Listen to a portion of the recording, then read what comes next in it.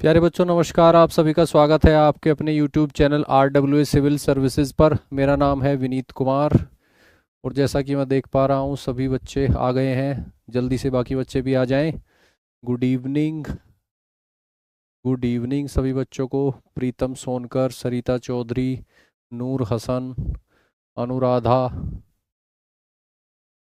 ठीक है बच्चों, जल्दी से सभी बच्चे जुड़ जाएं। बताइए आप लोगों ने क्या किया सैटरडे और संडे को, कैसे मनाया अपना वीकेंड। आराम किया, क्लासेस देखी, नोट्स पढ़े या सिर्फ एंजॉय किया। किस किस बच्चे ने पढ़ाई करी सैटरडे और संडे को एकदम दबा के, और किस बच्चे ने सिर्फ एंजॉय किया, रिलैक्स किया। Noor Hasan, Mukesh Kumar, good evening Mukesh ji. Suvani Singh, good evening. Good evening Sarita ji, good evening. Shikha Verma ji ने सैटरडे को पढ़ाई की, वेरी गुड, वेरी गुड। ठीक है बच्चों, आज की क्लास स्टार्ट करते हैं। आज हम पॉलिटी पढ़ने वाले हैं हमेशा की तरह, राज व्यवस्था लक्ष्मीकांत बुक पर आधारित।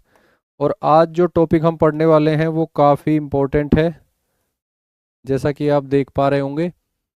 हमारे संविधान की मूल संरचना, मूल संरचना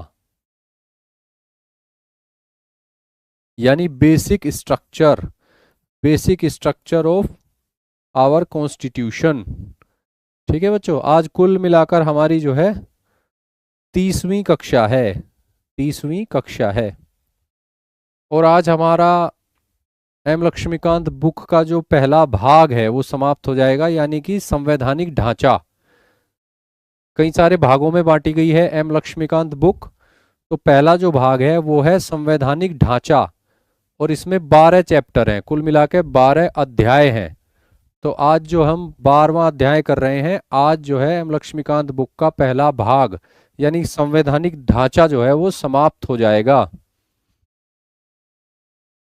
शिवम जी, आप घर के कार्यों में बिजी रहे, चलिए वो भी आवश्यक है, वो भी करना आवश्यक होता है। खेती तो बेहद जरूरी चीज है, उसी से हमें खाना मिलता है।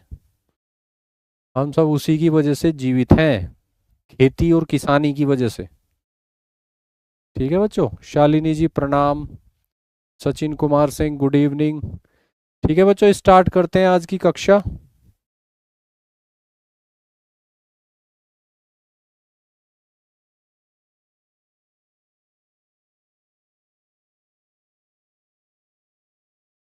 मूल संरचना।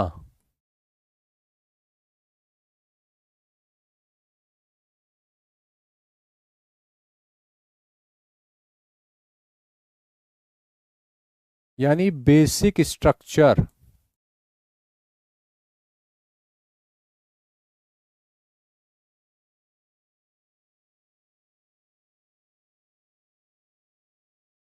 ये क्या है? ये एक संवैधानिक सिद्धांत है।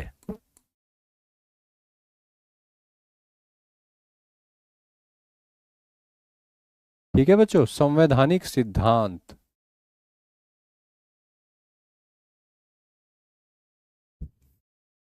ये भारत के संविधान में नहीं था, भारत के संविधान में ऐसा कुछ भी नहीं लिखा गया है।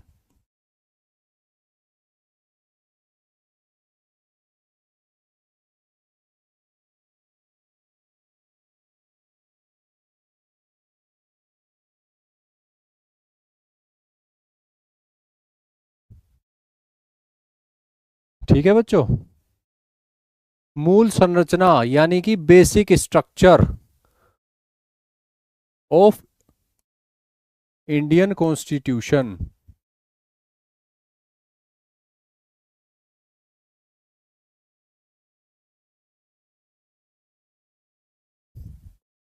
ठीक है बच्चों, ये क्या है? भारत के संविधान में ऐसा कुछ भी नहीं लिखा था। इसको तो उच्चतम न्यायालय ने,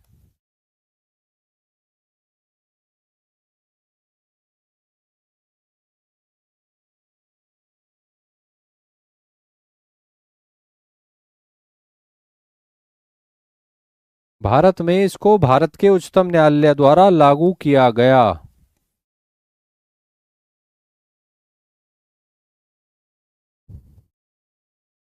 ठीक है बच्चों, सभी बच्चे पढ़ाई पे फोकस करेंगे, बहुत ही महत्वपूर्ण टॉपिक है। अगर आप शुरू में ही इससे भटक गए तो फिर समझने में दिक्कत आएगी। सभी बच्चे फोकस करेंगे। और उच्चतम न्यायालय द्वारा इसे कब लागू किया गया? इसको लागू किया गया 24 अप्रैल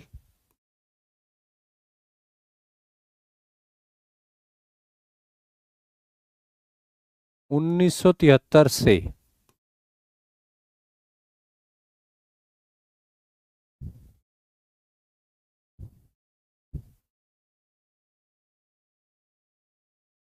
और किस मामले में ये बात कही थी सर्वोच्च न्यायालय ने यानी सुप्रीम कोर्ट ने?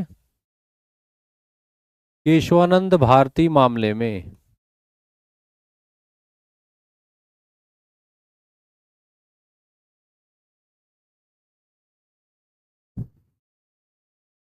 क्लियर है बच्चों यहां पे आपको? मूल संरचना जो है यानी बेसिक स्ट्रक्चर जो है उसको बोलते हैं बेसिक स्ट्रक्चर डॉक्ट्रिन, यानी कि मूल संरचना वाला सिद्धांत। ये फिलहाल जो है भारत के संविधान से जुड़ा हुआ है। इसको संवैधानिक सिद्धांत बोल सकते हो, राजनीतिक सिद्धांत भी बोल सकते हो, क्योंकि ये 24 अप्रैल 1973 के बाद से भारत की राज व्यवस्था का हिस्सा है, इंडियन पॉलिटी का हिस्सा है। ठीक है बच्चों, अगली महत्वपूर्ण बात यह है कि ऐसा कुछ भी भारत के संविधान में नहीं लिखा है, यानी भारत के संविधान में ऐसा कुछ भी नहीं लिखा है।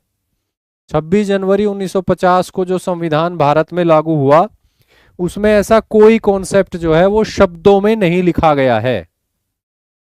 इसको फिर भारत में लागू कैसे किया गया? भारत की राजनीतिक व्यवस्था में इसको लागू कैसे किया गया? इसको लागू किया गया उच्चतम न्यायालय के द्वारा। ठीक है बच्चों, और उच्चतम न्यायालय ने केशवानंद भारती मामले में सन 1973 में, और ये जो फैसला आया ये फैसला आया था 24 अप्रैल 1973 को। इसमें कहा कि संविधान के कुछ मूलभूत सिद्धांत हैं, उनके साथ छेड़छाड़ नहीं की जा सकती। यानी भारत की संसद जिसके पास संविधान में संशोधन करने की शक्ति है आर्टिकल 368 के अंतर्गत, आर्टिकल 368 के अंतर्गत दी गई शक्ति और आर्टिकल 368 में दी गई प्रक्रिया का पालन करके भारत की संसद जो है वो संविधान के किसी भी भाग में संशोधन कर सकती है। ऐसा कहा गया केशवानंद भारती मामले में 1973 में, यानी कि वो फंडामेंटल राइट्स में भी संशोधन कर सकती है। लेकिन एक कंडीशन लगा दी गई, कंडीशन ये लगा दी गई कि भारत के संविधान के कुछ मूलभूत सिद्धांत हैं, उनमें परिवर्तन या उनको नष्ट नहीं किया जा सकता संसद के द्वारा आर्टिकल 368 के अंतर्गत दी गई शक्ति का प्रयोग करके। ठीक है बच्चों, तो ये बेसिक सी इंफॉर्मेशन हुई। इसके अलावा भारत की उच्चतम न्यायालय ने, सर्वोच्च न्यायालय ने कभी भी बेसिक स्ट्रक्चर को परिभाषित नहीं किया है कॉम्प्रिहेंसिवली, यानी पूरी तरह।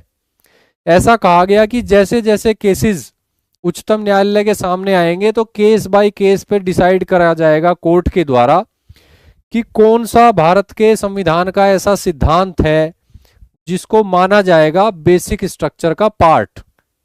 यानी एक साथ ही इसको परिभाषित नहीं किया गया, ना 1973 में और ना ही 1973 के बाद कभी। यह व्यवस्था बनाई गई कि अलग अलग मामले जैसे जैसे आएंगे सुप्रीम कोर्ट के सामने, तो जिस जिस मामले में किसी ऐसी चीज का उल्लंघन होगा, ऐसे कॉन्सेप्ट का उल्लंघन होगा जिसको न्यायालय को लगेगा कि ये बेसिक स्ट्रक्चर का पार्ट है, तो उस मामले में जो फैसला आएगा उसमें बताया जाएगा उच्चतम न्यायालय के द्वारा कि इस मामले में भारत के संविधान की मूल संरचना के इस राजनीतिक सिद्धांत का उल्लंघन हुआ है, और ये राजनीतिक सिद्धांत जो है ये भारत के संविधान की मूल संरचना का भाग है। ठीक है बच्चों, यहां तक क्लियर है? अब देख लेते हैं कि ये मूल संरचना का कॉन्सेप्ट आया कहां से। मूल संरचना का कॉन्सेप्ट आया कहां से, कैसे इसका उद्भव हुआ?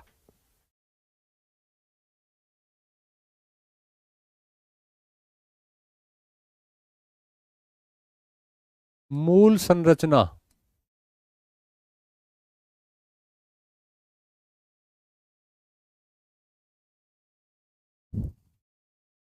ये एक संवैधानिक संघर्ष का परिणाम है। संवैधानिक संघर्ष का परिणाम।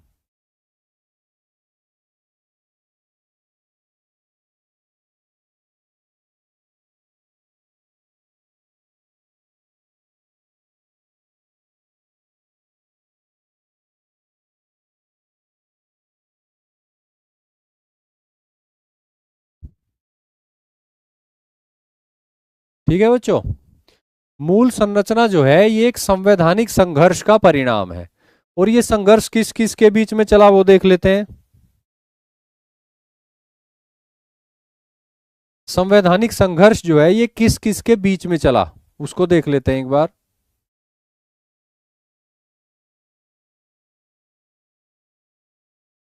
एक तरफ तो थी भारत की संसद,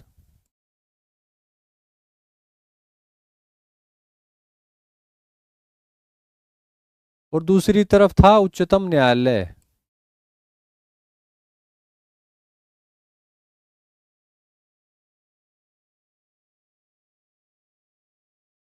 ठीक है बच्चों, एक तरफ तो संसद चाहती थी कि वो डीपीएसपीज को लागू करे,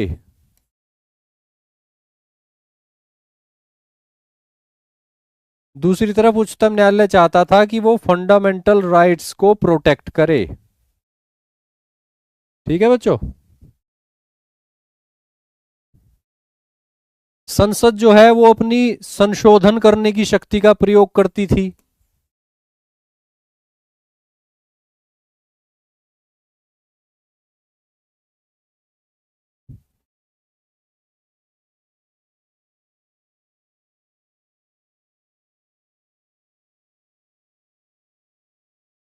उच्चतम न्यायालय जो है वो अपनी न्यायिक समीक्षा करने की शक्ति का प्रयोग करता था।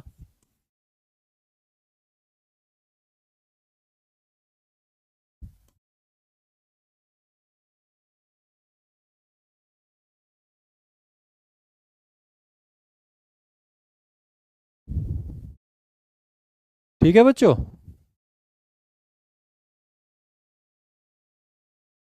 कोई डाउट बच्चों आपको यहां तक? एक तरफ संसद है, दूसरी तरफ उच्चतम न्यायालय है। एक तरफ संसद चाहती है कि वो राज्य की नीति के निदेशक तत्वों को लागू करे, दूसरी तरफ उच्चतम न्यायालय चाहता है कि डीपीएसपी लागू तो हो लेकिन फंडामेंटल राइट्स का भी उल्लंघन ना हो। संसद जो है संशोधन करने की अपनी शक्ति का प्रयोग करती है आर्टिकल 368 के अंतर्गत।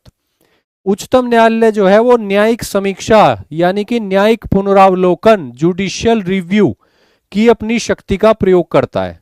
ठीक है बच्चों, संसद कहती है कि अनुच्छेद 368,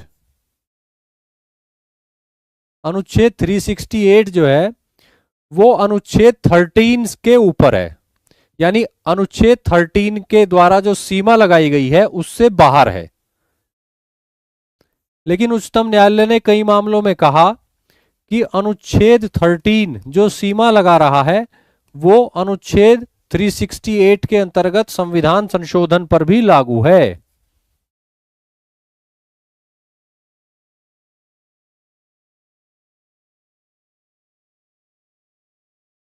ठीक है बच्चों, कुल मिला के यहां पे जो संघर्ष है वो किसका है? वो है, क्या संसद सर्वोच्च है? संविधान से भी ऊपर है क्या संसद? संसद की सर्वोच्चता, सुप्रीमेसी ऑफ पार्लियामेंट,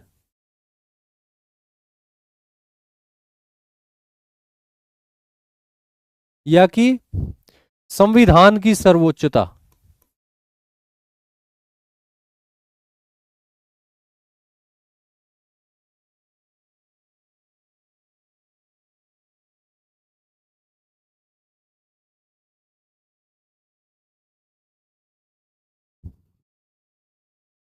ठीक है बच्चों, यहां पे क्लियर है आपको?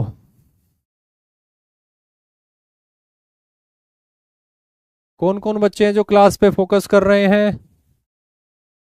काफी इंपॉर्टेंट क्लास है, अगर एक बार समझ से निकल गई तो पकड़ नहीं पाओगे डोर, इसलिए सभी बच्चे फोकस करेंगे। ठीक है बच्चों, तो यहां पे काफी कॉन्सेप्चुअल चीजें हैं, आप समझिए।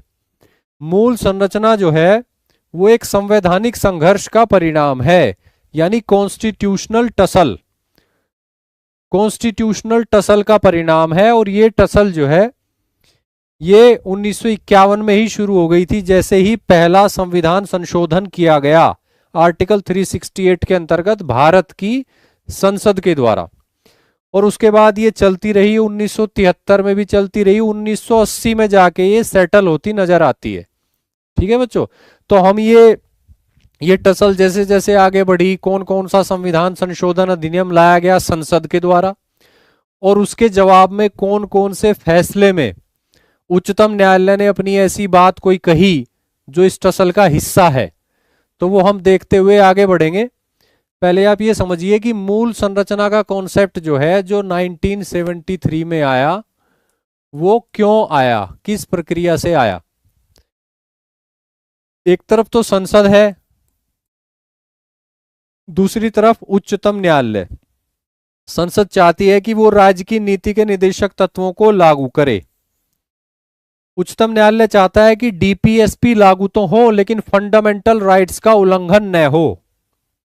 संसद जो है वो संशोधन करने की, संविधान में संशोधन करने की अपनी शक्ति का प्रयोग कर रही है। न्यायालय जो है इस पूरे प्रोसेस में न्यायिक समीक्षा यानी न्यायिक पुनरावलोकन की अपनी शक्ति का प्रयोग कर रहा है। संसद ये मानकर चलती है कि अनुच्छेद 368 जो है उसके अंतर्गत जो संविधान संशोधन अधिनियम लाए जाते हैं वे आर्टिकल 13 के अंतर्गत जो विधि की परिभाषा दी गई है उससे बाहर है। इसलिए संसद को शक्ति है कि वो आर्टिकल 368 के अंतर्गत संविधान संशोधन अधिनियम लाके फंडामेंटल राइट्स वाले भाग में भी संशोधन कर सकती है। लेकिन उच्चतम न्यायालय ने कई सारे फैसलों में अब ये बात कही शुरू में कि आर्टिकल 13 जो है उसके अंतर्गत विधि की जो परिभाषा दी गई है उसके अंतर्गत संविधान संशोधन अधिनियम भी आते हैं। इसलिए जो है अनुच्छेद 368 का प्रयोग करके संसद को यह अधिकार नहीं है कि वो फंडामेंटल राइट्स में संशोधन कर दे। ये बात एक महत्वपूर्ण न्यायिक निर्णय में सुप्रीम कोर्ट के द्वारा कही गई। ठीक है बच्चों, लेकिन ये फाइनल बात नहीं रही। इसके बाद केशवानंद भारती मामले में पलट दिया गया इस फैसले को, तो हम देखेंगे कि किस किस फैसले में क्या क्या बात कही गई। तो कुल मिला के यहाँ जो ये संघर्ष है ये दो चीजों का है। एक तरफ संसद की सर्वोच्चता यानी सुप्रीमेसी ऑफ पार्लियामेंट, ये कॉन्सेप्ट है। संसद ये मानकर चल रही थी कि संसद सर्वोच्च है, वो संविधान में कोई भी परिवर्तन कर सकती है आर्टिकल 368 के अंतर्गत। जबकि उच्चतम न्यायालय के विचार जो हैं वो फाइनली 1973 में निकल के आए कि ऐसा नहीं है, संविधान सर्वोच्च है। संविधान के अंतर्गत कुछ बेसिक फीचर्स हैं, उनमें जो है परिवर्तन नहीं किया जा सकता। ठीक है बच्चों, तो कुल मिला के संसद की सर्वोच्चता का जो कॉन्सेप्ट है उसको समाप्त हो गया, और संविधान की सर्वोच्चता का जो कॉन्सेप्ट है वो स्थापित हो गया 1973 में। ठीक है बच्चों, संसद की सर्वोच्चता का कॉन्सेप्ट जो है 1973 में कोई डाउट नहीं रहा कि ये भारत में नहीं लागू है उस सेंस में जिस सेंस में यूनाइटेड किंगडम की पॉलिटिकल सिस्टम में ऐसा है, वहां पे है संसद की सर्वोच्चता। भारत में ऐसा नहीं है, भारत में संविधान की सर्वोच्चता है।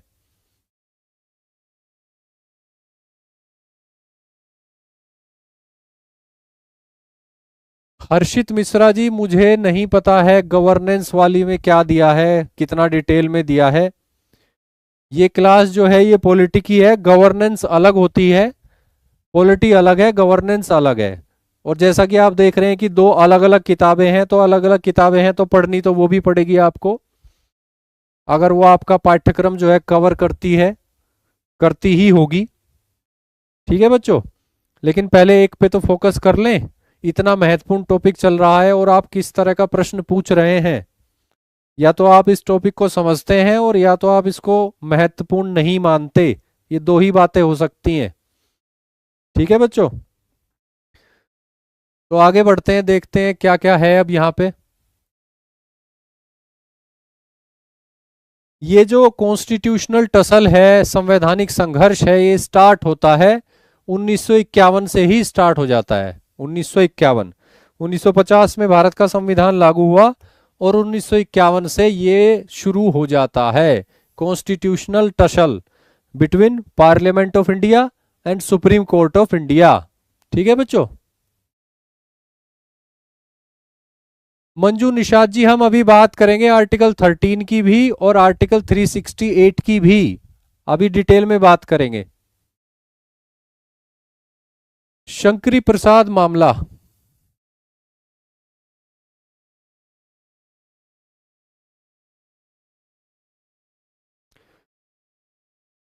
शंकरी प्रसाद मामला 1951, ये सुप्रीम कोर्ट में मामला पहुंचा। तो इसमें चुनौती किस चीज को दी गई? इसमें प्रथम संविधान संशोधन, फर्स्ट कॉन्स्टिट्यूशनल अमेंडमेंट एक्ट 1951 को चुनौती दे दी गई किसी के द्वारा। ठीक है बच्चों, इस अधिनियम में क्या किया गया था, यानी प्रथम संविधान संशोधन अधिनियम 1951 में क्या किया गया था? इसमें संपत्ति के अधिकार को सीमित किया गया था। बात ध्यान देने की है कि बात हो रही है 1951 की, उस समय संपत्ति का अधिकार था, यानी आर्टिकल 31 भी हमारे कॉन्स्टिट्यूशन में था और आर्टिकल 19(1)(f) भी था। तो इस अधिनियम के माध्यम से भारत की संसद ने संपत्ति के अधिकार पर कुछ सीमाएं लगाई और इस मुद्दे को लेकर जो है मामला चला गया सुप्रीम कोर्ट। ठीक है बच्चों, अब यहां पे सुप्रीम कोर्ट क्या कह रहा है वो देख लेते हैं। सुप्रीम कोर्ट ने कहा कि अनुच्छेद 13 के अंतर्गत विधि की जो परिभाषा है, संविधान संशोधन अधिनियम जो है उस परिभाषा से बाहर है। ठीक है बच्चों, अब यहां पे बात देखने की, आर्टिकल 13 क्या कहता है। आर्टिकल 13 कहता है कि भारत राज्य ऐसा कोई कानून नहीं लाएगा जो फंडामेंटल राइट्स का उल्लंघन करता हो।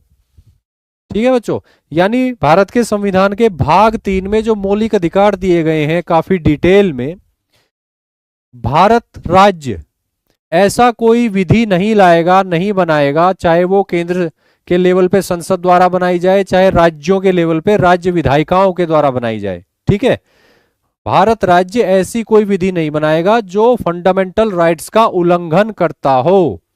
ठीक है बच्चों, तो यहां पे लॉ की बात हो रही है, आर्टिकल 13 में लॉ की बात हो रही है।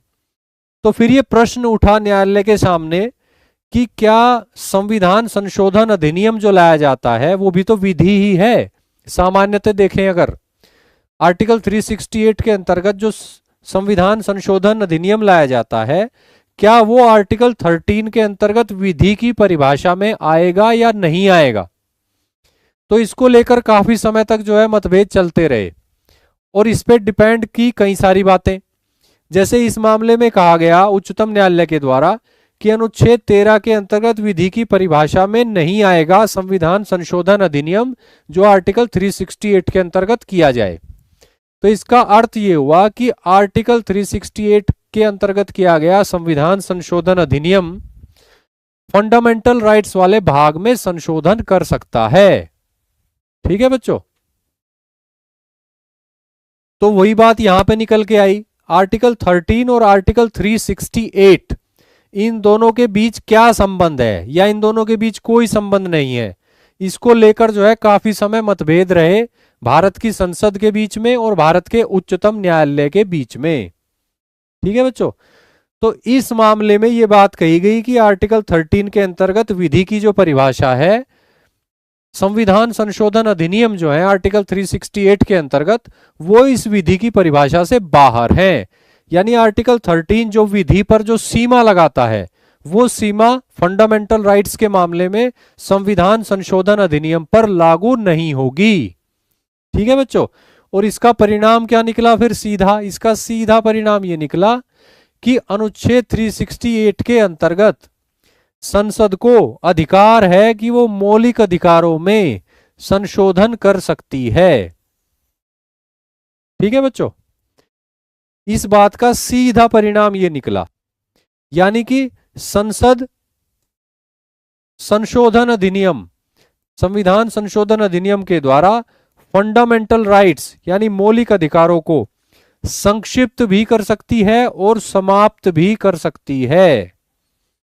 ठीक है बच्चों, क्योंकि संविधान संशोधन अधिनियम जो लाए जाते हैं आर्टिकल 368 के अंतर्गत, उन पर आर्टिकल 13 के अंतर्गत विधि पर जो सीमा लगाई गई है वो लागू नहीं होती संविधान संशोधन अधिनियम पर। यह बात यहां पर बोली गई इस मामले में। तो इसका परिणाम सीधा सा ये सामने आया कि संसद को अधिकार है कि वो फंडामेंटल राइट्स में संशोधन कर सकती है। ठीक है बच्चों, तो शंकरी प्रसाद मामला 1951 कहता है कि संसद को अधिकार है कि वो आर्टिकल 368 के अंतर्गत संविधान संशोधन अधिनियम लाकर फंडामेंटल राइट्स वाले चैप्टर में संशोधन कर सकती है। क्लियर है बच्चों? तो ये बात तो संसद को भी अच्छी लगी होगी, क्योंकि संसद की शक्ति जो है वो बरकरार रही एक तरह से। अब संसद जो है इस फैसले के बाद जो है वो राज्य की नीति के निदेशक तत्वों को लागू करने के लिए फंडामेंटल राइट्स पर सीमाएं लगाने की स्थिति में थी। ठीक है बच्चों, तो 1951 की स्थिति तो ये रही। इसके बाद फिर मामला आगे बढ़ता है, अगला केस देखते हैं 1964। 1951 से 1964 तक यही स्थिति रही कि संसद को अधिकार है कि वो फंडामेंटल राइट्स वाले भाग में संशोधन कर सकती है। ठीक है बच्चों, फिर अगला जो महत्वपूर्ण मामला आया वो आया सज्जन सिंह मामला।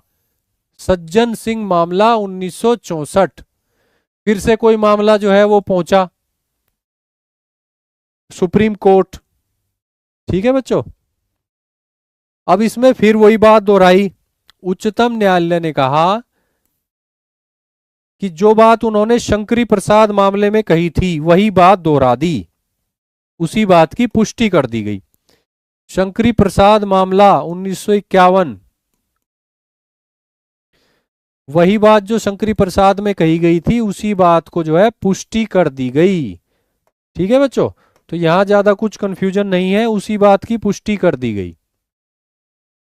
यानी वही बात फिर से दोहरा दी गई कि आर्टिकल 368 के अंतर्गत जो संशोधन अधिनियम लाए जाते हैं उन पर आर्टिकल 13 के अंतर्गत कोई सीमा आरोपित नहीं होती। यानी आर्टिकल 13 के अंतर्गत जो विधि की परिभाषा दी गई है उसके अंतर्गत आर्टिकल 368 के संविधान संशोधन अधिनियम नहीं आते। ठीक है बच्चों, तो यही बात जो है दोहरा दी गई जो शंकरी प्रसाद में दोहराई गई थी, और इसका परिणाम वही निकला जो शंकरी प्रसाद में निकला था। वो यह है कि संसद जो है वो संशोधन अधिनियम के द्वारा फंडामेंटल राइट्स को संक्षिप्त या समाप्त कर सकती है। ठीक है बच्चों, तो यहां भी फैसला एक तरह से संसद के पक्ष में आया, संविधान संशोधन करने की संसद की शक्ति के पक्ष में आया। और संसद को यह सुन के काफी अच्छा लगा होगा कि अब इस फैसले के बाद भी भारत की संसद जो है राज्य की नीति के निदेशक तत्वों को लागू करने के लिए मौलिक अधिकारों वाले भाग में संशोधन कर सकती थी, करने की स्थिति में थी। ठीक है, यानी कि सज्जन सिंह मामले के बाद 1964 में जो आया उसके बाद भी संसद पर कोई सीमा नहीं लगाई गई। संसद जो है राज्य की नीति के निदेशक तत्वों को लागू करने की स्थिति में थी और उसके लिए वो मौलिक अधिकारों वाले भाग में परिवर्तन कर सकती थी। फंडामेंटल राइट्स में से किसी भी मौलिक अधिकार को संक्षिप्त कर सकती थी और समाप्त भी कर सकती थी। क्लियर है बच्चों?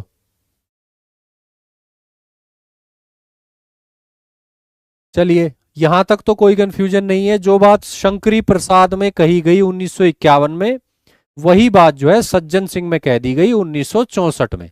ठीक है, अब अगला जो फैसला आएगा उसमें पूरी तरह से परिस्थिति पलट जाएगी। सुप्रीम कोर्ट जो है अपनी बात को पलट देगी। ठीक है बच्चों, और किस बात को पलटेगी? इस वाली बात को पलटेगी। यानी आर्टिकल 368 और आर्टिकल 13 का जो संबंध है उसको लेकर उसका दृष्टिकोण बदल जाएगा।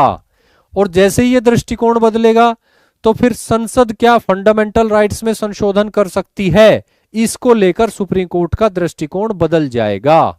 ठीक है बच्चों, तो ये बदलता हुआ दृष्टिकोण आपको ध्यान में रखना है। आगे बढ़ते हैं। अब आया गोलकनाथ मामला। गोलकनाथ मामला फिर से जो है मामला पहुंचा सुप्रीम कोर्ट 1967 में, यानी कि सज्जन सिंह मामले के 3 सालों के बाद। ठीक है बच्चों, अब इसमें देख लेते हैं क्या हुआ। इसमें भारत की संसद द्वारा लाए गए 17वें संविधान संशोधन अधिनियम 1964 को चुनौती दी गई, को न्यायालय में चुनौती दी गई। इस अधिनियम में क्या किया गया था? इस अधिनियम के अंतर्गत राज्यों के कुछ अधिनियमों को नवी अनुसूची में शामिल कर लिया गया था। नवी अनुसूची में शामिल कर लिया गया था। ठीक है बच्चों, नवी अनुसूची जो है उसमें ऐसे अधिनियम शामिल किए जाते हैं जो directive principles of state policy को लागू करने के लिए लाए जाते हैं और मौलिक अधिकारों पर प्रतिबंध वो लगाते हैं। ठीक है बच्चों, तो नवी अनुसूची जो है वो पहले संविधान संशोधन अधिनियम के द्वारा जोड़ी गई थी और उसमें आर्टिकल 31B के अंतर्गत, आर्टिकल 31B में वो शक्ति दी गई है जिसका प्रयोग करके भारत की संसद जो है वो नवी अनुसूची में कानून या विनियमन को शामिल कर सकती है। ठीक है बच्चों, यानी यहां पे बात जो हो रही है वो हो रही है आर्टिकल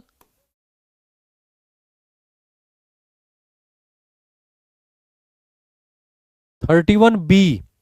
आर्टिकल 31B के अंतर्गत जो है संसद को शक्ति दी गई है कि वो किसी अधिनियम, चाहे वो केंद्र का अधिनियम हो या राज्य का अधिनियम हो, उनको नवी अनुसूची में शामिल कर सकती है ताकि न्यायिक पुनरावलोकन से बचाया जा सके। ये स्थिति थी उस समय की, हम बात कर रहे हैं 1967 की, 1967 की।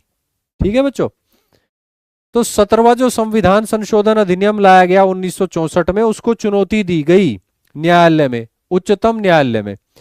और इस अधिनियम के अंतर्गत क्या किया गया था कि राज्यों के कुछ अधिनियमों को नवी अनुसूची में शामिल किया गया था भारत की संसद के द्वारा। यानी कि यहां पे कुछ फंडामेंटल राइट्स का उल्लंघन किया गया होगा राज्य की नीति के निदेशक तत्वों को लागू करने के लिए। तो ऐसे में जो लोग चाहते थे कि फंडामेंटल राइट्स को प्रोटेक्शन मिले, उन्होंने चुनौती दी। मामला पहुंचा सुप्रीम कोर्ट यानी उच्चतम न्यायालय। अब उच्चतम न्यायालय क्या करेगा, ये बहुत ध्यान से देखने वाली बात है।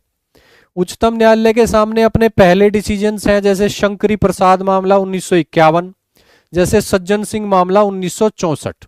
ठीक है, लेकिन यहां पे क्या करेगा उच्चतम न्यायालय, अपने पुराने फैसलों को पलट देगा। यानी पहले जो निर्णय दिए गए थे उसको पलट दिया पूरी तरह से। कैसे? आर्टिकल 13 और आर्टिकल 368 के बीच जो संबंध था उसकी परिभाषा बदल दी। शंकरी प्रसाद और सज्जन सिंह में बोला गया था कि आर्टिकल 13 के अंतर्गत जो विधि की परिभाषा है उस विधि की परिभाषा में नहीं आते संविधान संशोधन अधिनियम जो आर्टिकल 368 के अंतर्गत लाए जाते हैं।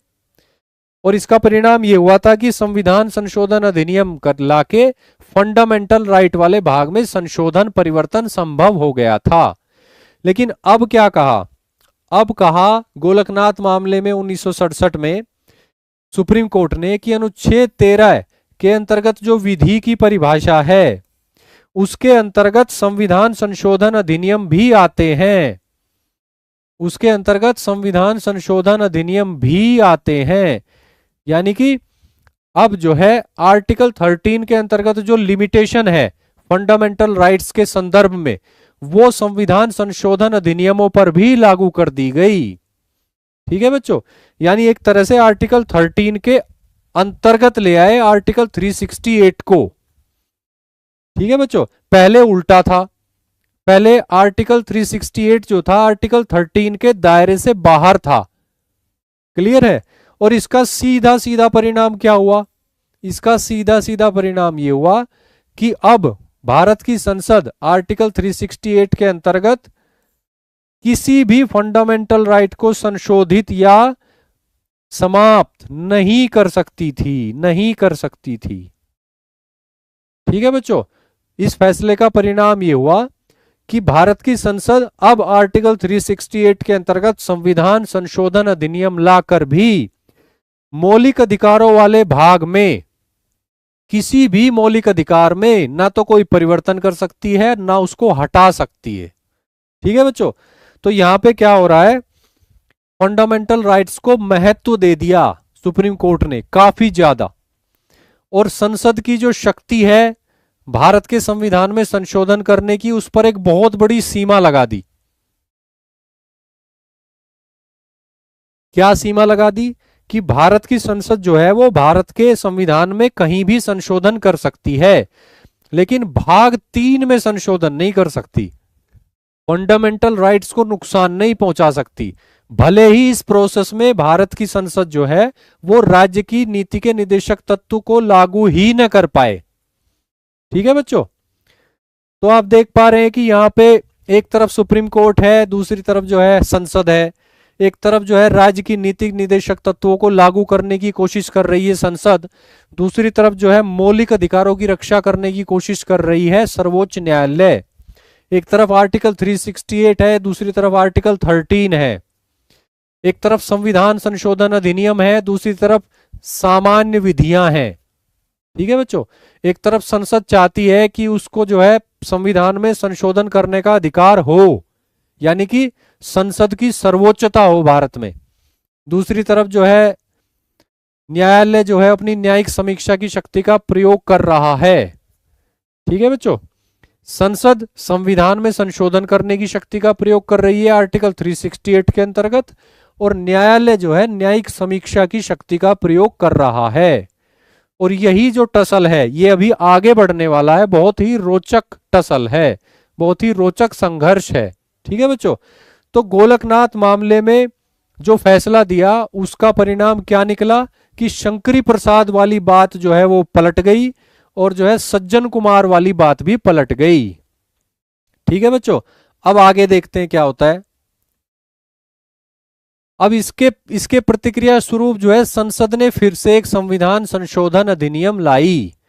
संसद ने अपनी शक्ति का प्रयोग किया आर्टिकल 368 के अंतर्गत, और वो फिर से एक संविधान संशोधन अधिनियम लाई, और उसमें क्या करने की कोशिश करी गई वो देख लेते हैं। ठीक है बच्चों, और ये था 24वां संशोधन अधिनियम, 24वां संशोधन अधिनियम 1971, 1971।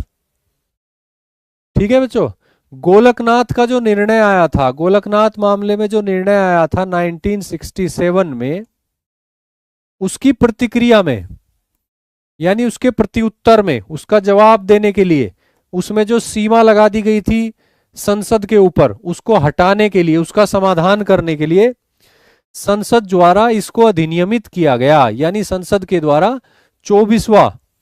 24वां संशोधन अधिनियम 1971 लाया गया। ठीक है बच्चों, और इसमें क्या कर दिया गया फिर, दो ही तो अनुच्छेद हैं जिनको लेके तनातनी चल रही थी, तो आर्टिकल 13 में भी संशोधन कर दिया और आर्टिकल 368 में भी संशोधन कर दिया गया। ठीक है बच्चों, आर्टिकल 13 में लिख दिया गया कि इस आर्टिकल में जो कुछ भी है वो आर्टिकल 368 पर लागू नहीं होता, और आर्टिकल 368 में लिख दिया गया कि इसके अंतर्गत जो संविधान संशोधन अधिनियम लाए जाएंगे उन पर आर्टिकल 13 के अंतर्गत कोई सीमा नहीं लगेगी। तो कुल मिला के आर्टिकल 13 में भी एक प्रावधान जोड़ दिया गया और आर्टिकल 368 में भी एक प्रावधान जोड़ दिया गया। क्लियर है बच्चों यहां तक? और इसके बाद और क्या क्या जोड़ा गया, ये जोड़ा गया कि अनुच्छेद 368 के अंतर्गत संसद को किसी भी फंडामेंटल राइट को संक्षिप्त या समाप्त करने की शक्ति है। ठीक है बच्चों, ये किस में जोड़ दिया गया? ये आर्टिकल 368 में जोड़ दिया गया। आर्टिकल 368 में जोड़ दिया गया कि संसद को किसी भी फंडामेंटल राइट यानी मौलिक अधिकार को संक्षिप्त करने या समाप्त करने की शक्ति है। क्लियर है बच्चों? यानी संसद ने अपने ऊपर से वो सीमा हटा दी या हटाने की कोशिश की जो गोलकनाथ मामले के द्वारा संसद पर लगाई गई थी।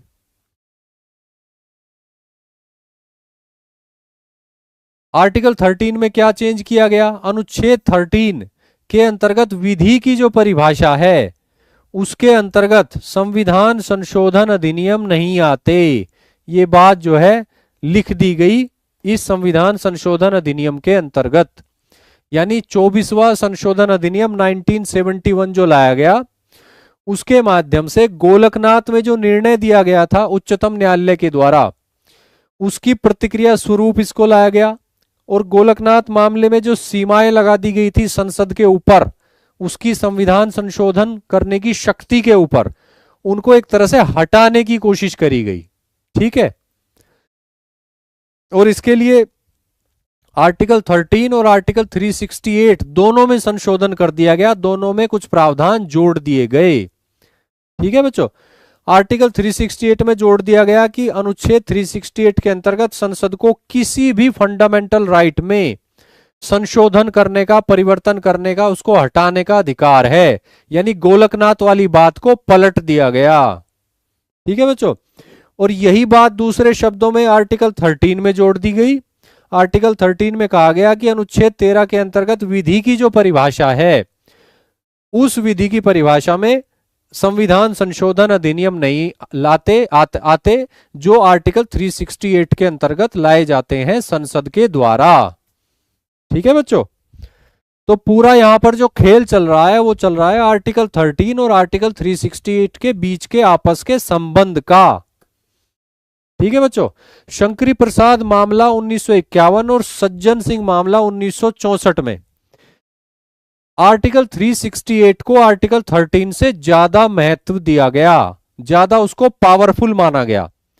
लेकिन गोलकनाथ मामला 1967 में सुप्रीम कोर्ट ने आर्टिकल 13 को ज्यादा पावरफुल माना आर्टिकल 368 के मुकाबले।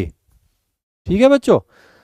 तो उसी बात को फिर से पलट दिया गया और फिर से आर्टिकल 368 को आर्टिकल 13 से ऊपर स्थापित करने की कोशिश करी गई और स्थापित एक तरह से कर दिया गया 24वें संविधान संशोधन अधिनियम 1971 के अंतर्गत। ठीक है बच्चों। तो अब फिर से जो है मजबूत शक्ति के साथ वापसी हुई संसद की संविधान संशोधन करने के मामले में। ठीक है बच्चों। तो यहां तक आपको संघर्ष जो है समझ में आ रहा है। संवैधानिक संघर्ष दो संस्थाओं के बीच, दो पॉलिटिकल इंस्टीट्यूशंस के बीच संविधान की सीमाओं में रहकर शांतिपूर्वक कानूनी तरीके से। प्रीतम सोनकर जी का नेट आज प्रॉब्लम कर रहा है। कोई नहीं प्रीतम जी, आप बाद में भी देख सकते हो, जितना चल रहा है उतना देख लो, बाद में आराम से देखना। क्लास काफी इंपॉर्टेंट है, थोड़ी टेक्निकल भी है। ठीक है बच्चों। अब देखते हैं कि 24वां संशोधन अधिनियम ला दिया गया 1971 जिसने गोलकनाथ में जो सीमाएं आरोपित की थी सुप्रीम कोर्ट ने उनको जो है हटा दिया। अब देखते हैं सुप्रीम कोर्ट क्या करती है। उसके बाद आया केशवानंद भारती मामला यानी 1973। केशवानंद भारती मामला 1973। अब यहां से आर्टिकल 13 और आर्टिकल 368 का जो संघर्ष है वो समाप्त हो जाएगा। दूसरा कॉन्सेप्ट आ जाएगा, वो आ जाएगा संविधान की मूल संरचना की संकल्पना। ठीक है बच्चों। तो देख लेते हैं इस मामले में क्या कहा गया।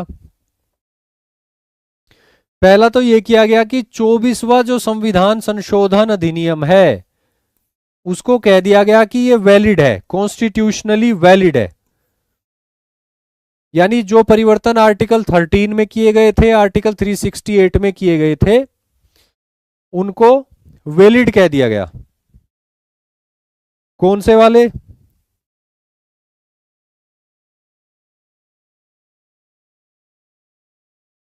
आर्टिकल 13 के अंतर्गत नहीं आता, आर्टिकल 368। ठीक है बच्चों, इस बात को मान लिया गया। लेकिन दूसरी सीमा आरोपित कर दी गई, मूल संरचना की सीमा।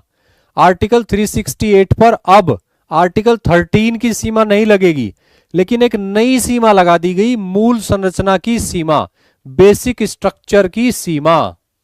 ठीक है बच्चों, देख लेते हैं कैसे कैसे। 24वें संविधान संशोधन अधिनियम 1971 को वैध ठहरा दिया गया। इसके साथ ही गोलकनाथ मामले में जो फैसला दिया गया था उसको पलट दिया गया। यानी गोलकनाथ मामले में क्या कहा गया था कि संसद जो है फंडामेंटल राइट्स में संशोधन नहीं कर सकती, तो उसको पलट दिया सुप्रीम कोर्ट ने। सुप्रीम कोर्ट ने मान लिया कि संसद जो है पूरे संविधान में कहीं भी संशोधन कर सकती है, फंडामेंटल राइट्स वाले चैप्टर में भी संशोधन कर सकती है। क्लियर है बच्चों? लेकिन उस पर एक कंडीशन लगा दी गई, वो कंडीशन ही सबसे महत्वपूर्ण है, वही हमारे आज के चैप्टर का नाम भी है। ठीक है बच्चों, तो गोलकनाथ मामले में अपने फैसले को पलट दिया गया, और पलट के क्या बोला गया? पलट के बोला गया कि संसद को शक्ति है कि वो मौलिक अधिकारों यानी फंडामेंटल राइट्स वाले भाग में संशोधन कर सकती है। क्लियर है बच्चों? संसद को भी यही चाहिए था, संसद ने यही व्यवस्था बनाई भी थी 24वें संविधान संशोधन अधिनियम 1971 के अंतर्गत। तो उसी को सहमति दे दी, उसी को सहमति दे दी उच्चतम न्यायालय ने केशवानंद भारती मामले में 1973 में, और अपने पुराने फैसले को पलट दिया, यानी गोलकनाथ वाले फैसले को पलट दिया, और 24वें संविधान संशोधन अधिनियम 1971 वाली बात को जो है वैध ठहरा दिया। क्लियर है? यानी संसद को मौलिक अधिकारों वाले भाग में संशोधन का अधिकार है। ठीक है, लेकिन ये लेकिन जो है ये बहुत महत्वपूर्ण है बच्चों।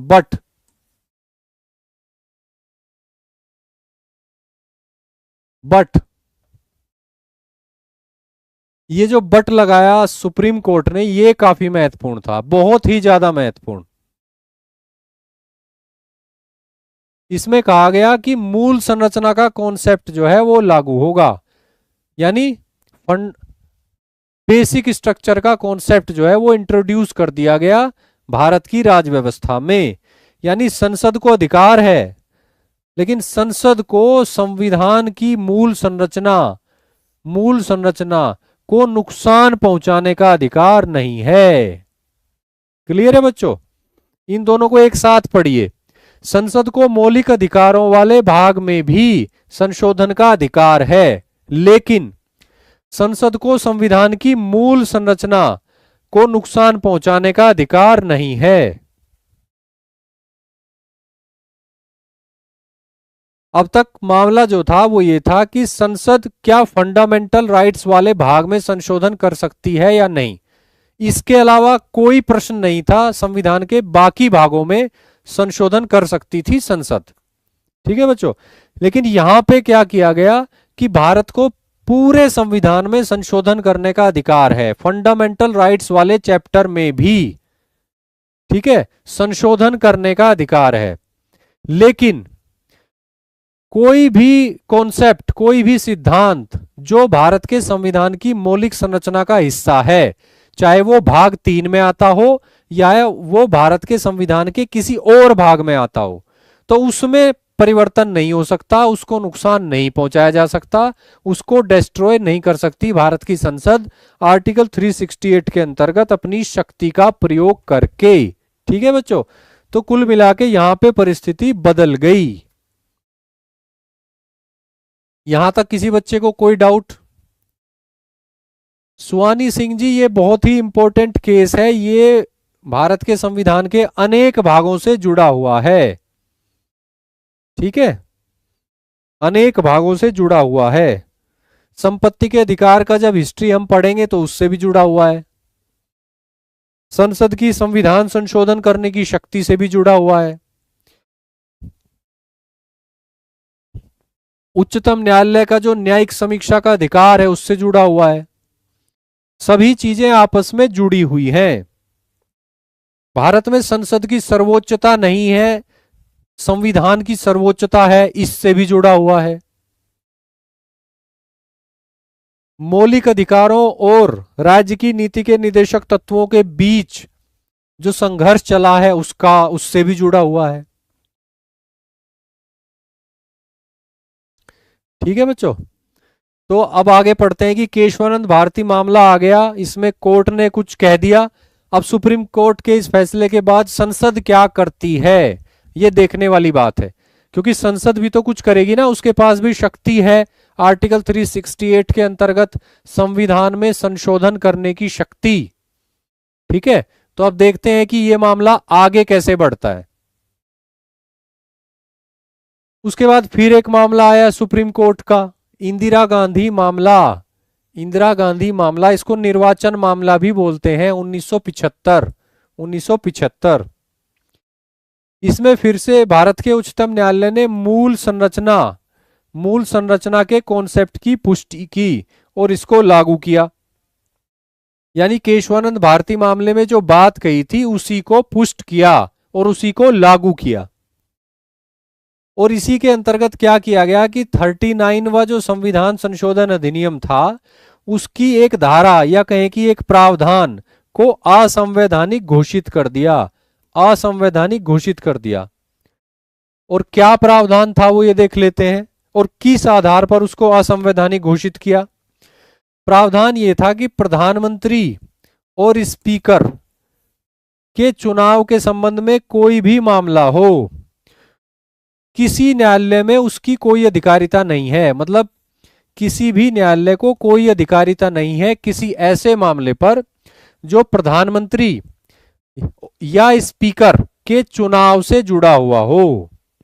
ठीक है बच्चों, यानी अगर प्रधानमंत्री का निर्वाचन हो रहा है या प्रधानमंत्री के निर्वाचन से संबंधित कोई मामला है या स्पीकर के निर्वाचन से संबंधित कोई मामला है, तो उस संबंध में किसी न्यायालय को कोई अधिकारिता नहीं है। यानी ऐसा कोई मामला किसी भी न्यायालय में नहीं जाएगा, ना उसकी सुनवाई होगी, यानी न्यायालयों को कोई अधिकार नहीं है इस मामले में।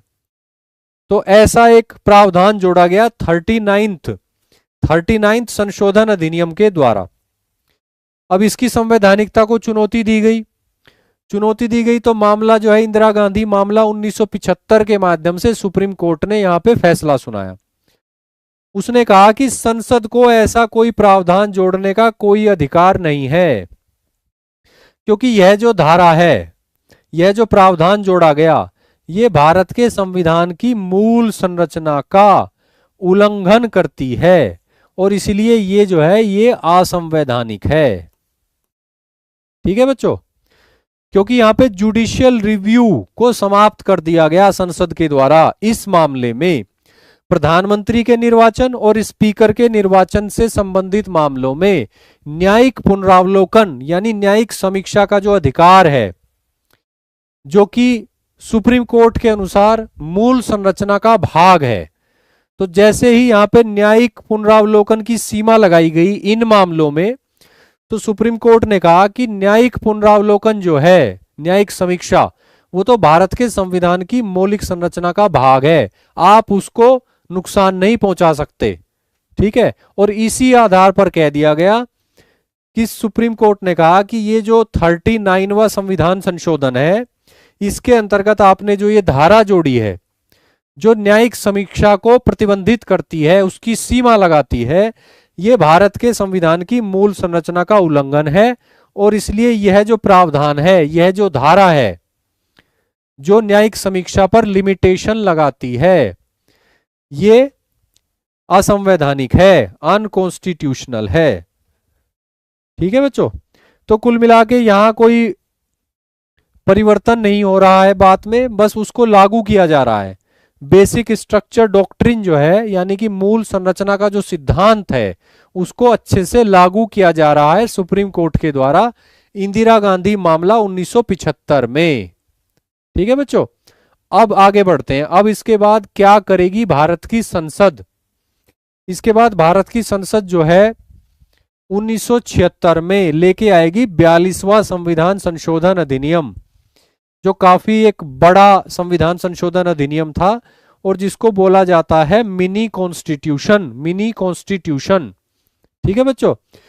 तो इन्हीं केशवानंद भारती फैसले के जवाब में और इंदिरा गांधी मामला 1975 के जवाब में भारत की संसद जो है लेके आएगी 76वां संविधान संशोधन, सॉरी 42वां संविधान संशोधन 1976, ये वाला, ठीक है बच्चों। 42वां संविधान संशोधन लेकर आई संसद 1976 में, यानी कि इंदिरा गांधी मामले के अगले ही वर्ष। तो फिर से अब जो है संसद जो है अपनी शक्ति का प्रयोग करेगी, संविधान में संशोधन करने की अपनी शक्ति का प्रयोग करेगी। उसके अंतर्गत क्या किया गया, आर्टिकल 368 में संशोधन कर दिया गया। आर्टिकल 368 में संशोधन कर दिया गया और उसमें लिख दिया गया कि संसद की जो शक्ति है, संशोधन करने की शक्ति, उस पर कोई सीमा नहीं लगा सकता। भारत की संसद की जो शक्ति है, संशोधन करने की शक्ति, उस पर कोई सीमा नहीं है। ये बात लिख दी गई आर्टिकल 368 में, आर्टिकल 368 में संशोधन के माध्यम से, ठीक है बच्चों। तो डायरेक्ट लिख दिया गया बिल्कुल स्पष्ट शब्दों में कि संसद की जो संशोधन करने की शक्ति है उस पर कोई सीमा नहीं है, यानी मौलिक संरचना ने जो सीमा लगाई है वो भी एप्लीकेबल नहीं है, कोई सीमा नहीं है, कोई लिमिटेशन नहीं है, ठीक है। और इसी के साथ उसमें लिख दिया गया कि किसी संविधान संशोधन अधिनियम को जो लाया जाता है आर्टिकल 368 के अंतर्गत, उसको किसी भी न्यायालय में किसी भी आधार पर चुनौती नहीं दी जा सकती, ठीक है बच्चों, चुनौती नहीं दी जा सकती। और फंडामेंटल राइट्स, मौलिक अधिकारों के उल्लंघन के आधार पर भी नहीं दी जा सकती चुनौती। तो कितनी महत्वपूर्ण बात कितने स्पष्ट शब्दों में लिख दी गई, ठीक है बच्चों।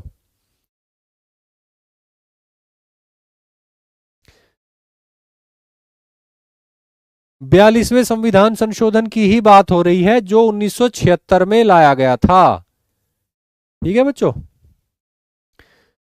इसके अंतर्गत आर्टिकल 368 में जोड़ दिया गया कि किसी संविधान संशोधन को किसी भी न्यायालय में, कितनी महत्वपूर्ण बात है, किसी भी न्यायालय में चुनौती नहीं दी जा सकती, किसी भी आधार पर चुनौती नहीं दी जा सकती, ठीक है बच्चों। किसी भी न्यायालय में चुनौती नहीं दी जा सकती, किसी भी आधार पर चुनौती नहीं दी जा सकती। और विशेष रूप से लिख दिया गया कि फंडामेंटल राइट्स के उल्लंघन के आधार पर भी चुनौती नहीं दी जा सकती।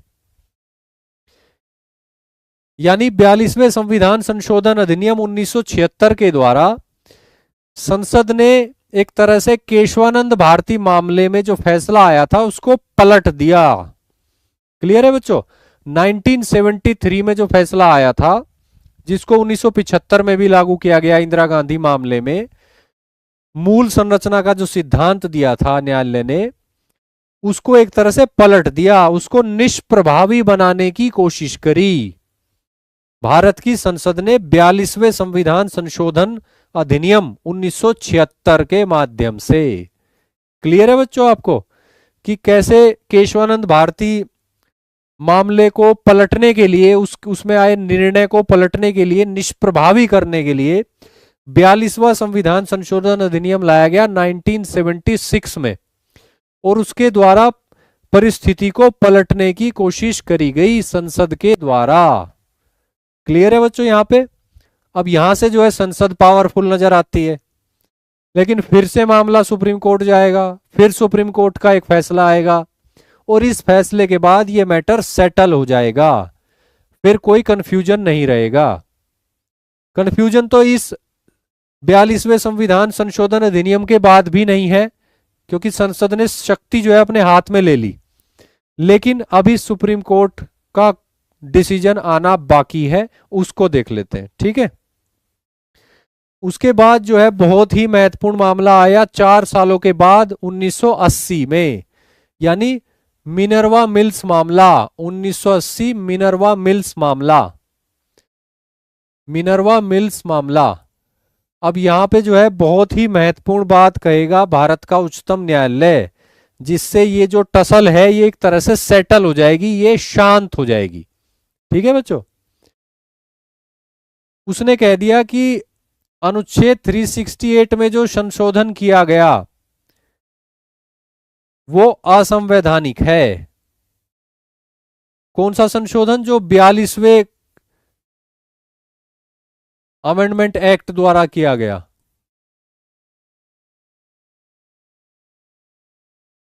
ठीक है बच्चों, यानी ये जो संशोधन किया भारत की संसद ने, 42वां संविधान संशोधन 1976, इसके अंतर्गत आर्टिकल 368 में जो संशोधन किया गया, इसको क्या कह दिया सुप्रीम कोर्ट ने मिनर्वा मिल्स मामले में 1980 में कि आर्टिकल 368 में किया गया संशोधन असंवैधानिक है। असंवैधानिक है यानी कि शून्य घोषित कर दिया उसको। जो संशोधन किया गया था 42वें संविधान संशोधन अधिनियम के द्वारा 1976 में। और क्या कह दिया गया कि न्यायिक समीक्षा जो है, न्यायिक समीक्षा जो है वो मूल संरचना का भाग है, आप उसका जो है उसको नुकसान नहीं पहुंचा सकते। ठीक है बच्चों, अब मैं फिर से आपको वहीं लेके जाऊंगा। आप ये पढ़िए कि किसी संविधान संशोधन को किसी भी न्यायालय में किसी भी आधार पर चुनौती नहीं दी जा सकती, यानी कि न्यायिक समीक्षा की सीमा बांध दी गई 42वें संविधान संशोधन के द्वारा। संसद के द्वारा न्यायालय की जो शक्ति है, न्यायिक समीक्षा की शक्ति, जिसको पहले भी बोला गया था कि ये मूल संरचना का भाग है, तो उस पर सीमा लगाने की कोशिश करी यहां पर भारत की संसद ने, और इसी पर फिर पलटवार किया एक तरह से उच्चतम न्यायालय ने। उसने कहा कि न्यायिक समीक्षा जो है वो भारत के संविधान की मूल संरचना का भाग है, उस पर सीमाएं नहीं लगाई जा सकती। ठीक है बच्चों, इसके बाद और ज्यादा महत्वपूर्ण एक बात कही, उसमें कहा गया कि संविधान में संशोधन करने की संसद की जो शक्ति है वो सीमित शक्ति है, लिमिटेड पावर है, और ये जो लिमिटेड पावर है ये अपने आप में मूल संरचना का भाग है। यहां पे मैटर को एक तरह से सील कर दिया गया, शांत कर दिया गया, सेटल कर दिया गया। सुप्रीम कोर्ट ने कहा कि संसद की जो शक्ति है संविधान में संशोधन करने की वो असीमित नहीं है, असीमित नहीं है, वो सीमित है। ठीक है, और संसद की ये जो सीमित शक्ति है ये अपने आप में भारत के संविधान की मूल संरचना का भाग है। ठीक है बच्चों, तो यानी कि इसमें भी परिवर्तन नहीं किया जा सकता। इसी बात को फिर आगे कहा सुप्रीम कोर्ट ने। सुप्रीम कोर्ट ने कहा कि संसद की जो शक्ति है, सीमित शक्ति, इसी सीमित शक्ति का प्रयोग करके संसद अपनी ही इसी शक्ति को असीमित शक्ति में नहीं बदल सकती।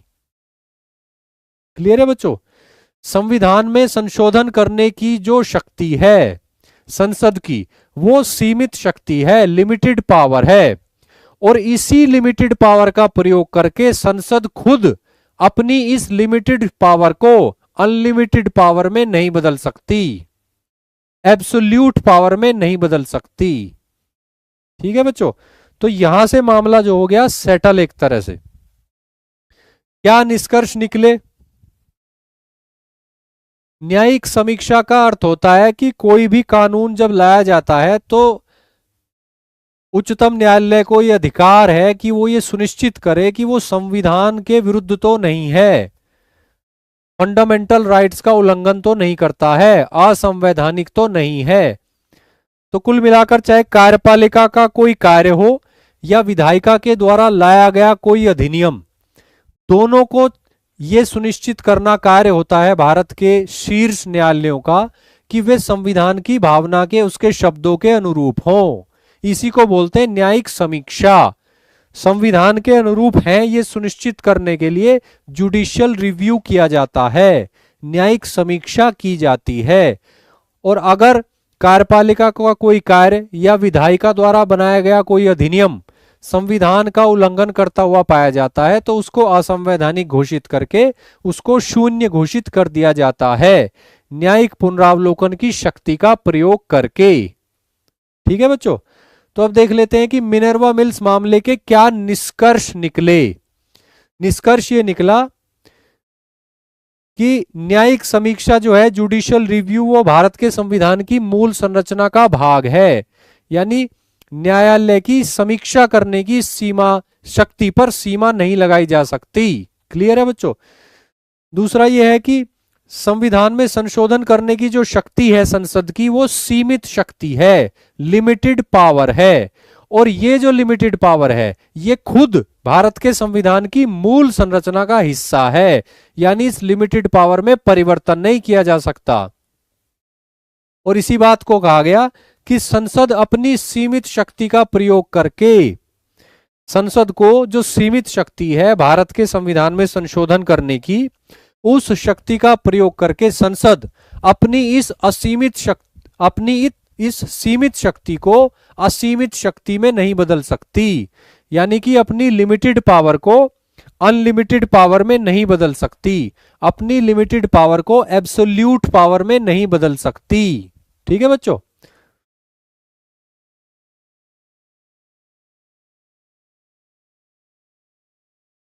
यहां तक कोई डाउट किसी बच्चे को?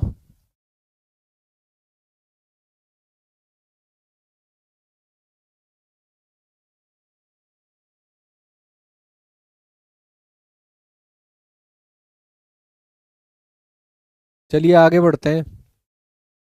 उसके बाद उसी वर्ष यानी 1980 में मामला आता है वामन राव मामला। वामन राव मामला, इस मामले में ज्यादा कुछ खास नहीं है, पहली ही बातें दोहराई गई। उच्चतम न्यायालय ने मूल संरचना के सिद्धांत की पुष्टि की। भारत के उच्चतम न्यायालय ने मूल संरचना का जो सिद्धांत जो दिया गया था 1973 में, उसकी पुष्टि कर दी। ठीक है बच्चों। और यह कह दिया गया कि मूल संरचना का जो सिद्धांत है, ये 24 अप्रैल 1973 के बाद जो संविधान संशोधन अधिनियम लाए गए उन पर लागू होगा। ठीक है बच्चों। और ये जो तारीख है, ये तारीख क्यों महत्वपूर्ण है? क्योंकि ये तारीख है केशवानंद भारती मामले में फैसला आने की।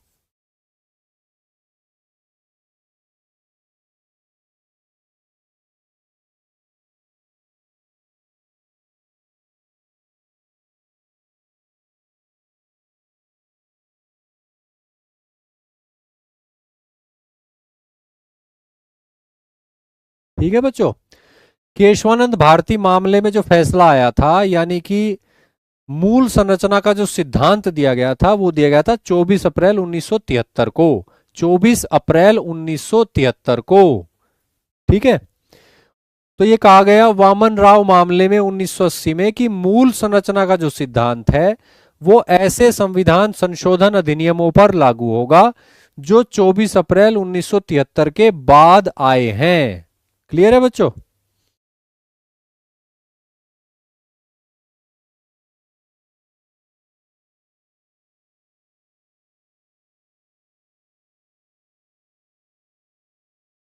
थोड़ा सा टेक्निकल था बच्चों ये पोर्शन।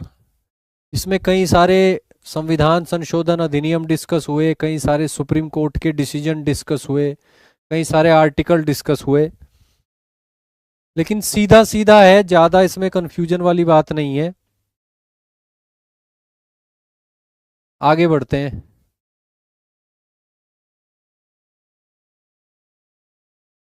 अब ये देख लेते हैं कि मूल संरचना के घटक क्या क्या हैं। मूल संरचना को परिभाषित नहीं किया गया कॉम्प्रिहेंसिव तरीके से, पूरे तरीके से भारत के उच्चतम न्यायालय के द्वारा कभी भी। ठीक है। लेकिन अलग अलग फैसलों में भारत का उच्चतम न्यायालय ने कहा कि भाई ये जो बात है, ये जो पॉलिटिकल कॉन्सेप्ट है, ये जो कॉन्स्टिट्यूशनल कॉन्सेप्ट है, ये मूल संरचना का भाग है। तो इसी तरह जो है संवैधानिक इतिहास आगे बढ़ा है। तो एम लक्ष्मीकांत बुक का ये जो अध्याय है, इसमें एक लिस्ट दी गई है, सूची दी गई है, जिसमें अब तक भारत के उच्चतम न्यायालय ने जिन जिन बातों को बताया है कि ये मौलिक संरचना का भाग है, मूल संरचना का भाग है, उन सबको लिखा गया है। तो हमें भी पता होना चाहिए, आपको भी एग्जाम देना है, आपको पता होना चाहिए कि कौन कौन सा कॉन्सेप्ट है जिसको मूल संरचना का भाग माना गया है भारत के उच्चतम न्यायालय के द्वारा अलग अलग फैसलों में अलग अलग समय पर। ठीक है बच्चों, तो मूल संरचना के घटक जो है वो देख लेते हैं हम। मूल संरचना के घटक, इसमें है संविधान की सर्वोच्चता। ठीक है बच्चों, संविधान की सर्वोच्चता, सुप्रीमेसी ऑफ कॉन्स्टिट्यूशन।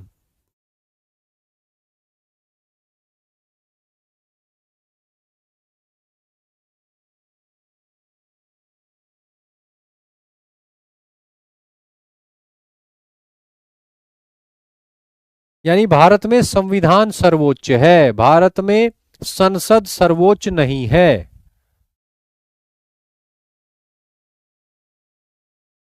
बिल्कुल, दोनों मामले 1980 के ही हैं। क्या दो मामले 1980 के नहीं हो सकते अनुराधा जी?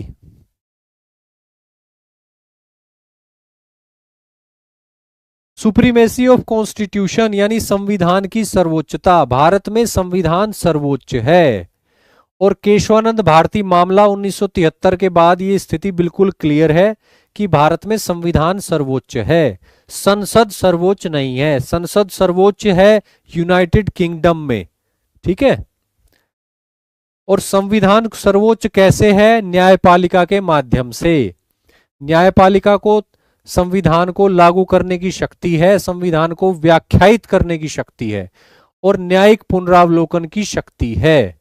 तो कुल मिला के न्यायालय का यह कार्य है कि वो भारत में संविधान की सर्वोच्चता को लागू कराए। ठीक है बच्चों, और न्यायिक पुनरावलोकन की अपनी शक्ति का प्रयोग करके, संविधान की व्याख्या करने की अपनी शक्ति का प्रयोग करके न्यायालय अपने इस संवैधानिक दायित्व को निभाता है। क्लियर है बच्चों? तो ये जो है संविधान की सर्वोच्चता का जो कॉन्सेप्ट है, ये मौलिक संरचना का भाग है, मूल संरचना का भाग है। यानी संसद जो है आर्टिकल 368 के अंतर्गत संविधान संशोधन के माध्यम से ऐसा कुछ नहीं कर सकती जिससे संविधान की सर्वोच्चता को हानि हो। क्लियर है बच्चों? इसके अलावा संप्रभुता, संप्रभुता की संकल्पना, लोकतांत्रिक प्रकृति और गणतांत्रिक प्रकृति जो है भारतीय राज्य की, ये सभी जो है मूल संरचना के घटक हैं।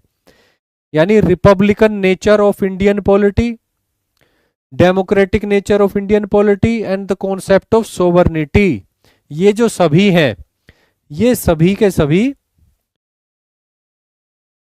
मूल संरचना के घटक हैं। और इसके अलावा संविधान का धर्मनिरपेक्ष चरित्र भी बता दिया गया कि ये भी मूल संरचना का घटक है। यानी कि secular nature of Indian constitution, secular nature of Indian polity.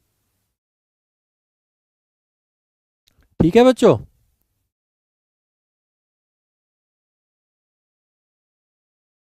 Vijay Yadav ji, आप अपना प्रश्न पूछ सकते हैं ऑफलाइन कमेंट करके। आपका जो भी प्रश्न हो मुझसे आप पूछ सकते हैं, इसी वीडियो के नीचे कमेंट कर देना ऑफलाइन।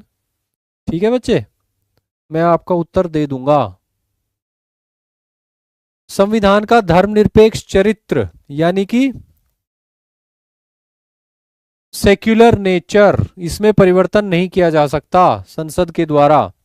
शक्तियों का पृथक्करण, शक्तियों का पृथक्करण यानी कि कार्यपालिका, विधायिका और न्यायपालिका के बीच में जो ये शक्तियों का बंटवारा होता है ना, इसको सेपरेशन ऑफ पावर, यानी कार्यपालिका,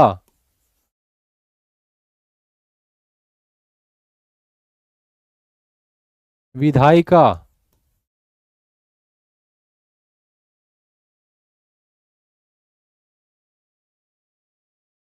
न्यायपालिका,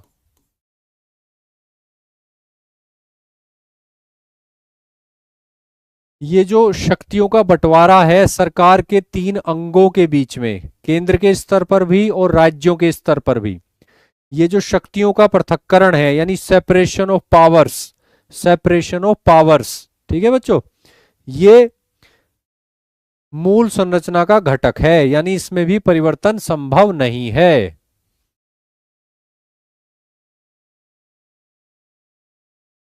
सुहानी जी आप डेट चेक कर लेना गूगल पे डेट चेक कर लेना, पहले मिनर्वा मिल्स मामला ही आएगा, ठीक है, उसके बाद आएगा वामन राव मामला। इसके अलावा संविधान का संघीय रूप यानी कि फेडरल स्ट्रक्चर, जैसे कि केंद्र में केंद्र सरकार और उसके बाद राज्य सरकार, यानी सरकार के दो स्तर।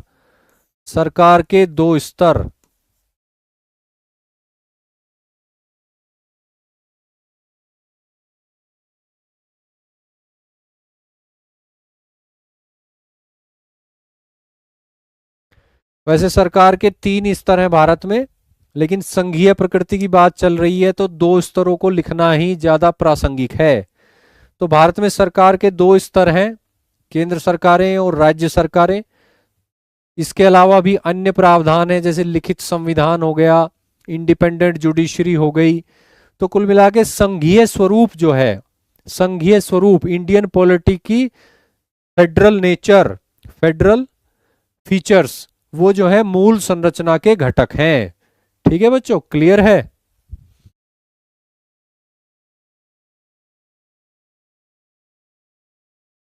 संविधान का संघीय स्वरूप जिस तरह का है बच्चों हमारे देश में, उसे ही बोला जाता है यूनियन ऑफ स्टेट्स।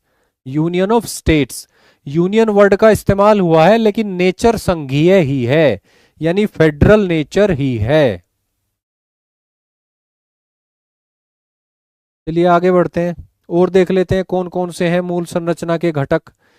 राष्ट्र की एकता और अखंडता, राष्ट्र की एकता और अखंडता को भी माना गया है कि ये मौलिक संरचना का भाग है, मूल संरचना का भाग है, यानी unity and integrity of nation, राष्ट्र की एकता और अखंडता। कल्याणकारी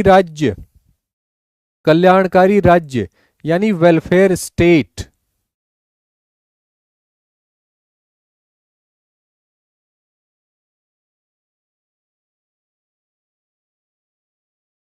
वेलफेयर स्टेट, और वेलफेयर स्टेट को ही बोलेंगे सामाजिक और आर्थिक न्याय। जब social and economic justice ensure करना होता है तो उसको बोलते हैं वेलफेयर स्टेट। सामाजिक और आर्थिक न्याय जैसे ही लागू किया जाएगा तो वेलफेयर स्टेट एस्टेब्लिश हो जाएगा। ये दोनों ही एक ही सिक्के के दो पहलू हैं। ठीक है बच्चों, तो कल्याणकारी राज्य या कहें कि सामाजिक आर्थिक और न्याय की व्यवस्था, सामाजिक आर्थिक न्याय की व्यवस्था, ये जो है मूल संरचना का घटक है। ठीक है बच्चों, इसके अलावा न्यायिक समीक्षा जो है वो है, ये तो हमने बता ही दिया, मूल संरचना का घटक न्यायिक समीक्षा यानी जुडिशियल रिव्यू।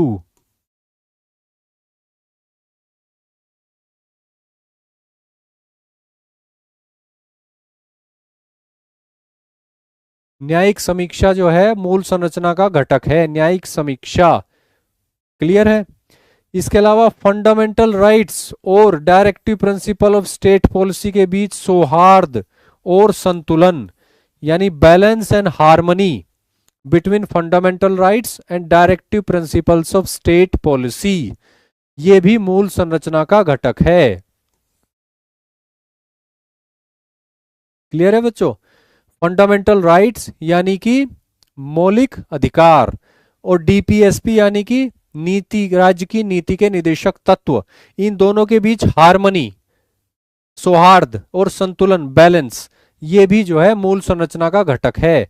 और इसके अलावा समानता का सिद्धांत यानी कॉन्सेप्ट ऑफ इक्वालिटी, जो कि भारत के संविधान में अनेक अनुच्छेदों में शामिल है, कॉन्सेप्ट ऑफ इक्वालिटी।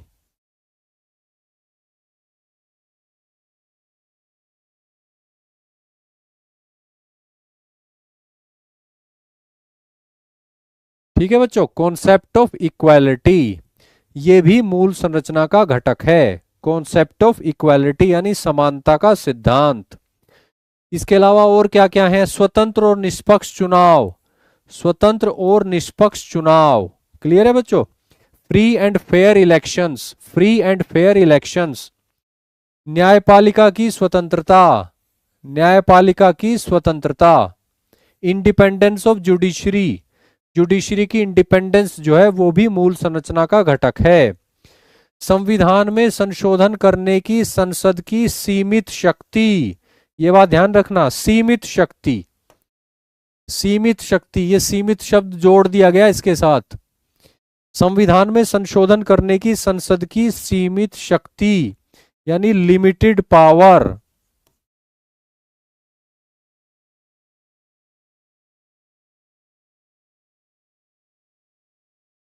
संविधान में संशोधन करने की संसद की सीमित शक्ति, लिमिटेड पावर। न्याय तक प्रभावशाली पहुंच, न्याय तक प्रभावशाली पहुंच यानी भारत के सभी नागरिकों के लिए न्याय, जस्टिस तक प्रभावशाली पहुंच यानी effective access to justice, effective access to justice. इसके अलावा मौलिक अधिकारों के आधारभूत सिद्धांत, मौलिक अधिकारों के आधारभूत सिद्धांत यानी मौलिक अधिकारों का सार तत्व, जैसा कि परिभाषित करे उच्चतम न्यायालय। ठीक है बच्चों, तो ये सभी जो है मूल संरचना के घटक हैं। इसके अलावा भी कुछ चीजें हैं, वो देख लेते हैं एक बार। ये आपकी क्लास की आखिरी स्लाइड है आज की। सर्वोच्च न्यायालय की कुछ शक्तियां, सर्वोच्च न्यायालय की कुछ शक्तियां। ठीक है बच्चों, कौन कौन सी? आर्टिकल 32 के अंतर्गत, आर्टिकल 136 के अंतर्गत, आर्टिकल 32 के अंतर्गत जो शक्ति है यानी रिट अधिकारिता, रिट जारी करने की शक्ति मौलिक अधिकारों को लागू करने के लिए। इसके अलावा आर्टिकल 136 के अंतर्गत जो शक्ति है भारत के उच्चतम न्यायालय की, विशेष अपील की अधिकारिता, विशेष अपील की अधिकारिता यानी किसी भी मामले में जिसमें लगे भारत के उच्चतम न्यायालय को कि विशेष अपील करवानी चाहिए, डायरेक्ट उस मामले को अपने पास मंगा लेना चाहिए, तो उसमें विशेष अपील करवाने का अधिकार है भारत के उच्चतम न्यायालय को। तो वो आता है आर्टिकल 136 के अंडर 136। इसके अलावा अनुच्छेद 141 यानी कि कोई भी फैसला होगा भारत के उच्चतम न्यायालय का, वो कानून के रूप में पूरे देश में लागू होगा। Power law declared by the supreme court to be binding on all courts यानी भारत के राज्य क्षेत्र में जितने भी न्यायालय हैं उन पर बाइंडिंग होगा, उन पर बाध्यकारी होगा कोई भी फैसला जो सुप्रीम कोर्ट के द्वारा दिया जाएगा। ये बात है आर्टिकल 141 में। इसके अलावा आर्टिकल 142 के अंतर्गत जो शक्ति है यानी कंप्लीट जस्टिस करने की शक्ति, power to do complete justice in any matter और cause pending before it, complete justice करने की जो शक्ति है।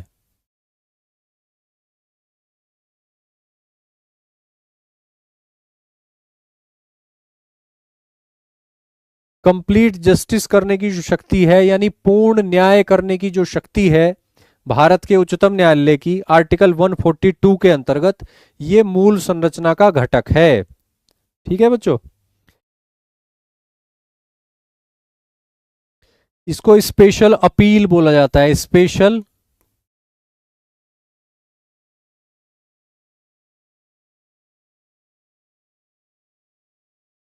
स्पेशल अपील करवाने की जो अधिकारिता है आर्टिकल 136 के अंतर्गत, ये भी मूल संरचना का घटक है। कुल मिलाकर सर्वोच्च न्यायालय की कुछ शक्तियां जो हैं वे बेसिक स्ट्रक्चर का पार्ट घोषित की जा चुकी हैं उच्चतम न्यायालय के द्वारा। ठीक है, और इसमें आएगा आर्टिकल 32 के अंतर्गत जो शक्ति है, आर्टिकल 136 के अंतर्गत जो शक्ति है, आर्टिकल 141 और आर्टिकल 142। ठीक है बच्चों, अब दो शक्तियां उच्च न्यायालय की भी हैं। उच्च न्यायालय की भी कुछ शक्तियां हैं जिनको घोषित किया गया है कि ये मौलिक संरचना का भाग हैं, मूल संरचना का भाग हैं। जैसे आर्टिकल 226 के अंतर्गत जो रिट अधिकारिता है, और इसके अलावा आर्टिकल 227 के अंतर्गत जो हाईकोर्ट के अंडर जो न्यायालय आते हैं उनका अधीक्षण करने की शक्ति, न्यायालयों का अधीक्षण करने की शक्ति। ठीक है बच्चों, तो उच्च न्यायालय की जो शक्तियां हैं आर्टिकल 226 के अंडर और 227 के अंडर, उनको भी मूल संरचना का घटक माना गया है। क्लियर है बच्चों? तो ये सूची जो है ये आपको एक तरह से याद होनी चाहिए कि मौलिक संरचना के घटक कौन कौन से हैं। ठीक है बच्चों, इसके साथ ही आज की कक्षा जो है समाप्ति की तरफ बढ़ रही है। हमने आज जो क्लास पढ़ी उसके माध्यम से एम लक्ष्मीकांत बुक का जो पहला भाग है यानी संवैधानिक ढांचा, उसको हमने एक तरह से समाप्त कर दिया। उसमें 12 चैप्टर थे, 12 अध्याय, उनको हमने एक एक करके सबको समाप्त कर दिया। ठीक है बच्चों, तो अब हम जो अगली क्लास से पढ़ेंगे, हम पढ़ेंगे भाग 2 यानी कि एम लक्ष्मीकांत बुक का भाग 2, जिसका नाम है सरकार की प्रणाली। सरकार की प्रणाली। और इसमें जो चैप्टर 13 है वो है संसदीय व्यवस्था और चैप्टर 14 है संघीय व्यवस्था। और इन दोनों चैप्टर्स को हम पहले ही पढ़ चुके हैं। आपकी जो फाउंडेशनल क्लासेस हुई थी उनमें हमने इन दोनों चैप्टर्स को ही पढ़ा था। ठीक है बच्चों, तो ये जो हमारी प्लेलिस्ट है जो यूट्यूब पर अवेलेबल है, जिसकी 30वीं क्लास आज हम पढ़ रहे हैं, इसी प्लेलिस्ट में वीडियो नंबर 5 में आपको पढ़ाया गया है संघीय व्यवस्था और वीडियो नंबर 6 में आपको पढ़ाया गया है संसदीय व्यवस्था। ठीक है बच्चों, तो ये दोनों चैप्टर जो हैं हम ऑलरेडी कर चुके हैं। यानी एम लक्ष्मीकांत बुक का जो भाग 2 है सरकार की प्रणाली, उसमें जो चैप्टर नंबर 13 है संसदीय व्यवस्था, उसको हम पहले ही कर चुके हैं, जो वीडियो नंबर 6 में आपको मिल जाएगा अगर आपने अटेंड ना करी हो उस समय तब। ठीक है बच्चों, और चैप्टर 14 जो है, चैप्टर नंबर 14 संघीय व्यवस्था, वो आपको मिल जाएगा वीडियो नंबर 5 में। अगर आपने उस समय उसको अटेंड ना किया हो तो आप उसको देख सकते हो। ठीक है बच्चों, तो अगली क्लास में हम शुरू करेंगे आपकी बुक का चैप्टर नंबर 15 यानी कि केंद्र राज्य संबंध। क्लियर है? अगली क्लास में हम शुरू करेंगे एम लक्ष्मीकांत बुक के भाग 2 यानी कि सरकार की प्रणाली में से चैप्टर नंबर 15, चैप्टर नंबर 15 केंद्र राज्य संबंध, सेंटर स्टेट रिलेशंस। ठीक है बच्चों, विजय जी आप कमेंट कर देना, मैं रिप्लाई कर दूंगा। जो भी आपका प्रश्न होगा आप पूछ लेना इस वीडियो के नीचे ऑफलाइन कमेंट करके, मैं उसका उत्तर दे दूंगा आपको। ठीक है बच्चों, इसी के साथ आज की क्लास समाप्त होती है। नमस्कार।